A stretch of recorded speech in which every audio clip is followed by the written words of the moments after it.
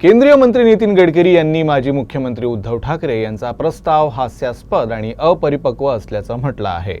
मंगळवारी एका वृत्तसंस्थेशी बोलताना गडकरी म्हणाले की भाजपमध्ये तिकीट देण्याची पद्धत आहे, त्यानुसार सर्वांना तिकीटं दिली जातात। यासोबतच शिवसेनेनं त्यांची चिंता करू नये असा सल्लाही गडकरींनी उद्धव ठाकरेंना दिला। लोकसभा निवडणुकीसाठी भारतीय जनता पक्षाची पहिली यादी जाहीर झाली तेव्हा केंद्रीय मंत्री नितीन गडकरी यांच्या नावाची अनुपस्थिती निराशाजनक होती।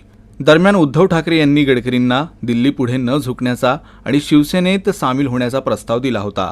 यासोबतच 2024 मध्ये केंद्रात सरकार स्थापन झाल्यानंतर त्यांना मंत्री करणार असल्याचं म्हटलं होतं।